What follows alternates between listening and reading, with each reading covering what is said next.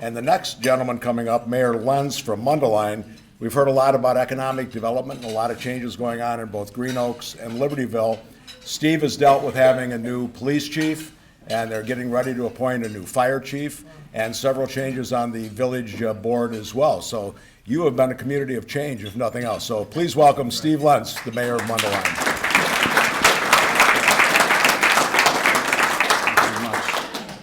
Thanks so much. It's once again great to be here, and I guess we have there's the first slide. Excellent. I'm shocked Mayor Wepler didn't bring up baseball here. Hey, I didn't say you were an undefeated boxer. I am undefeated as of now, right? Well, let's go to the first slide here because, and you can't really read it, but you know, last year we had two teams from our immediate area in the state's top 25 in varsity baseball, boys baseball. And this year, the tournament starts next week, and I think, boy, I mean, all the high schools in the area are in the top half of their brackets going in the state tournament. I think Carmel's seeded fifth in their bracket. Vernon Hills is seeded second in their bracket. And I just wanted to point out, you can see out of 21 teams, Libertyville down there is seeded ninth. And elsewhere in the exact same bracket, if you hit the next slide there, we'll see that Mundelein is ranked third. So, now, I could have brought up the scores of the two games that we played in conference between our two teams, but unfortunately for us, the scores of those two games would not support my narrative, so we'll... Yeah, you did bring that up. Yeah, I did bring that up. Interesting, though, we have a sophomore, 6'6" pitcher, throws in the high 80s, so he'll be around and he'll keep us in the hunt for a couple another years.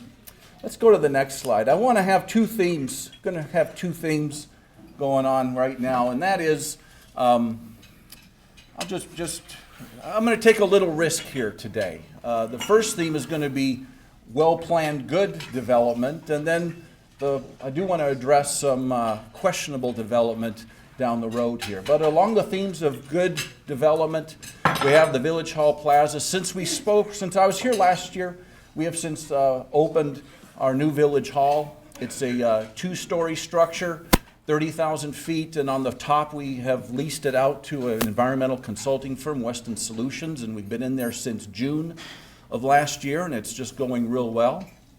In the front, we have a European Plaza, a one-way street going in an oval with a beautiful lawn in the middle, and there's 5 lots surrounding it.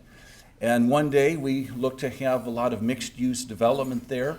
We're having great interest, and so hopefully later this year we'll see some coming soon signs pop up along the plaza, along the lots surrounding that. And so that's an area of great change, and we're real excited about what's going on in that part of our village. Okay, let's go to the next slide there. All right, something big going on in town. We didn't talk about it last time that I think everyone should know about is that our high school has a very significant addition that broke ground here just last month. It's a 3-story, 25 classroom, mostly STEM classrooms, science, math, technology, some special ed classrooms in there, and it's significant. It's going to really kind of change the appearance in the front when you drive past it on Hawley or Midlothian, and so that'll be done next year. But so they just broke ground, and it's 52,000 feet. It's just going to be a huge expansion, very well designed, and so we look forward to that getting done. Let's go to the next one. Another big change.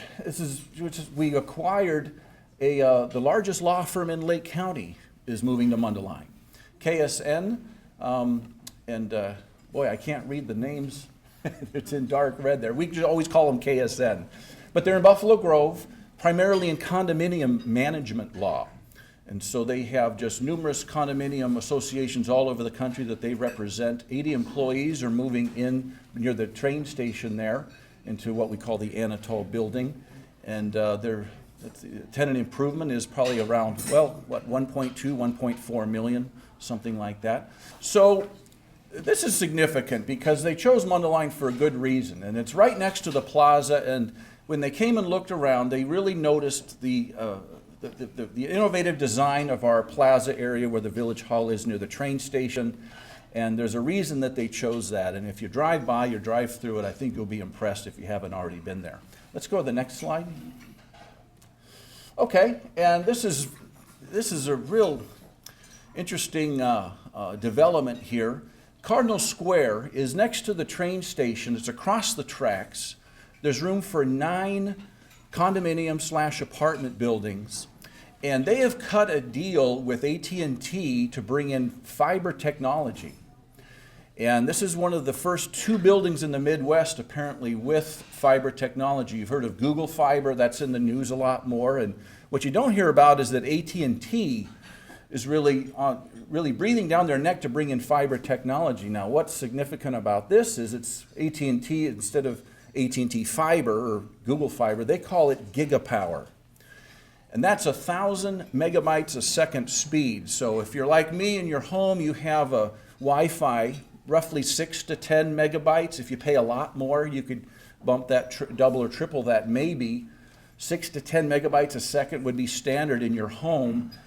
This is 1,000 megabytes a second. And it's very expensive to bring the fiber into an existing structure. So when AT&T or Google, when they see new structures getting built from the ground up, well, that's the time to get in there, and it's much more economical to bring it in at that time. And so this is the second of 9 buildings planned for that part of our community. And so AT&T partnered with the developer to bring that in, and we are pretty confident that this will better the absorption rates of those apartments. So that's going in, and of course, once it comes into the area that way, of course, we would think that they would be able to negotiate other deals with other places that are new for the same technology. So we're very happy about that. Okay. Orchard Meadows. This is a 69-unit single-family subdivision going in. Remember where the Quigs Orchard used to be? Okay, over there on 6083, right in that land. Keovanian Homes are building Orchard Meadows. They have, everything's a go. They've started the site preparation now, and I guess you could say they've broken ground in that sense, developing the site, or getting the site prep work going, but that's going to get going, and next year, I think, Amanda, what, the first homes will be available next year, something like that? It's right around that time. So that's significant on 6083, just going past Midlothian there, or south of Holly Street. Okay? Got to bring this up because I'm taking the opportunity to kind of anticipate some questions, a couple anyway, and this is one of them. And, you know, Walmart had planned on, and they've expressed to us, they're very interested in the old Menards site. And that deal has been in the works for a couple years now. And so what's changed since last time I was here a year ago? Well, the one development is that the owner of the land has since gone into foreclosure, and the thing has been delayed even more. And I know the folks from Vernon Hills were encouraging me just to take it easy on this and slow play this as much as we can. So we've been able to accommodate you there. And a super Walmart will not be opened, you know, in the next 12 months for sure. But we have been told by Walmart that they still are interested in that land. They just have to wait and see how the legal process goes through with the foreclosure. So that's where that is. And finally, along the lines of questionable development, and I needed to bring this up only because, instead of waiting for the question to come along, I figured I would just proactively bring it up and have pictures and make our case a little bit. This pertains to the Saia trucking proposal and development on the corner of Winchester and 6083 just south of Peterson there. And so if you could bear with me, I just want to present our case to you because rather than you just read about it in the paper and just get your facts from there, thought maybe take a few moments and just kind of walk you through this a little bit. So this is the area called the Ropelt Farm. It's to the north of Mundelein. And let's go to the next slide and kind of give you some signposted areas. And if you can see, the street on the south is Winchester. And then on the right going up and down north-south is Midlothian Road. Highway 83 is on the left going north and south, and then on the top, the street running east-west is Peterson. So if you drive on Peterson, you go past 45 from here, you'll eventually come to this vast vacant lot. And surrounding it is, you have Libertyville just barely to the east of Midlothian. That's the border of where Libertyville is. And Mundelein's border is to the south on Winchester, and that has been for a long time unincorporated land. So let's go to the next slide, and you can kind of see other items there. In the bottom right corner, you have Village Green Golf Course. Just to the left of that Village Green, you can see the writing Cambridge North. And then if you look to the right of Midlothian Road, kind of up near the top, you have the Medline warehouse, where a lot of trucks go in and out of there and empty out onto Harris Road in the top right corner, going out on Peterson. Commerce Drive is the first street north of Winchester, and that's where Libertyville Gymnastics is. So are you following me? Are you tracking where we're talking about here? Okay, and so you should know on Midlothian Road you have a bicycle path. That's a county bike path going from the county fairgrounds to the north, coming south all the way to the high school, Mundelein High School, with plans to go further south, and then with our Holly Street street project, we're going to take that bike path and go left and travel east, and it connects up at Carmel High School with the path that goes all the way to the lake. So if you were to look at this and be the armchair quarterback, the armchair senior planner, you know, what should go in that land? With the bike path, the gymnastics place, you got homes to the south, and the county fairgrounds to the north. And you might conclude, well, maybe something similar to what's to the east. Industrial, light industrial, office, going in there, bring in some employment. And so we were a little bit surprised since I was here last year at this time. Grayslake has been moving forward with annexing this slice of land, and no, not industrial or commercial. It's instead, let's go to the next slide. Ta-da! It is a trucking depot, a truck terminal. And it would span all the way from Peterson going south to Winchester. And you can kind of, if you look at it, the only entrance into this terminal would be at Commerce, right across where the Libertyville Gymnastics is.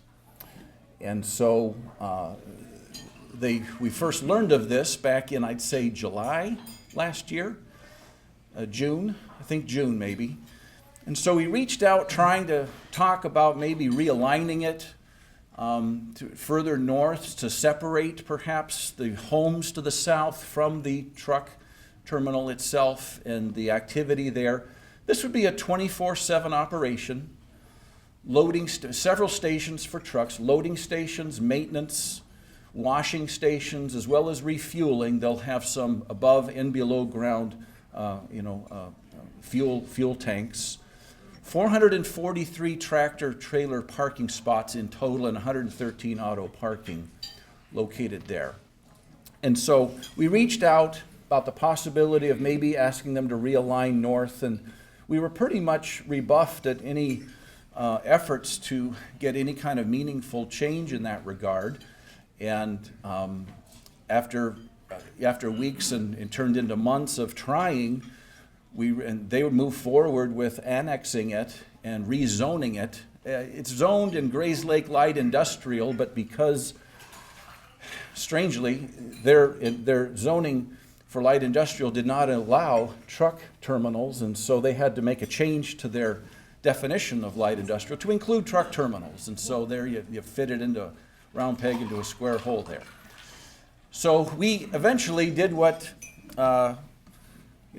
in talking to the little Cub Scout troop, a pack, I guess, and someone asked about it, a Boy Scout thing, and I said, well, we're going to litigation. Well, what is that? And their eyes glaze over. I go, well, if it were 500 years ago, we'd get our army together, we'd hire knights and serfs, and then we'd go fight their group of knights and serfs, right? And today we don't have knights and serfs, we have attorneys and courts of law.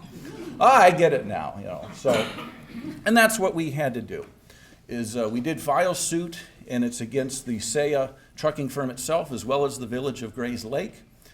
And right now, their motion to dismiss was denied, and we're in the discovery phase of that litigation.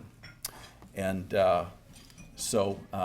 I guess if I were to answer any objections to our case being made, and we're objecting because that we feel that the trucking firm, the trucking depot right there, would have a pretty serious impact on the northern part of our community. About 700 homes feed into that Midlothian corridor there.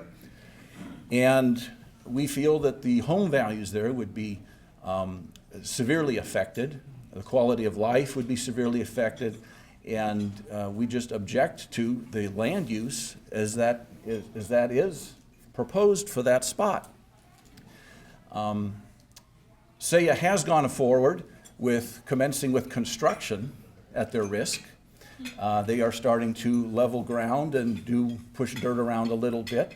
On the south side of the lot, unfortunately, we were hoping that we could negotiate and hopefully settle something further north so that we could have kind of a land use buffer, perhaps between the trucking firm and then our homes right there. Cambridge North is on the south part of the photograph there.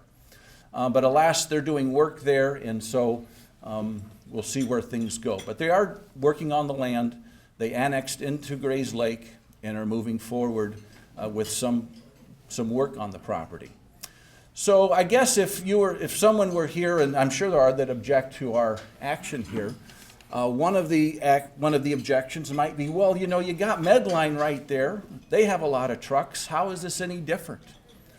And our answer is twofold. One, you know, if you look at the Mundelein building, there's two huge blocks of industry separating that from our village.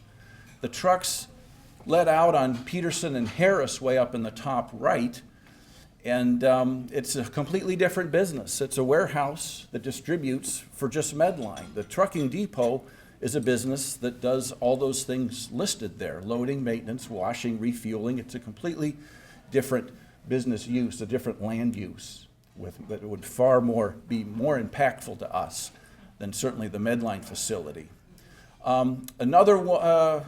What folks that don't agree with us would say is, well, why can't you just take one for the team? It's all about economic development, isn't it? Why can't you guys just let it happen and take the hit? And because in the long run, we all need trucks, et cetera, et cetera. And I guess I would ask, is that reasonable? If you were in our position and you look at this coming in, bike path, gymnastics, 700 homes, most with median values higher than our median, they're kind of in the upper level of value. I mean, is that a reasonable sacrifice for a village to make for the, quote, common good? And I think that, at least in our opinion, that's too much. We're open to settling and having it realigned. Going down the sewer, I don't want to talk about sewer and getting too much in the weeds there, but this is just too much in our opinion. So I wanted to lay that out rather than let the question ultimately hit. Let's go to the last slide. And you can't really see it. We have a lot of festivals and events. And the one I think, if anyone here likes beer, craft beer, June 6th, we have an amazing craft beer festival. It's going to be the first major event we hold on our village green lot in our village plaza. We're going to have the tables out there, the tents, and there's going to be just craft beer providers just there galore. It's going to be awesome. So if you all are a fan of beer, this is something you might want to look at. So thanks so much. Thanks for your time. Thank you.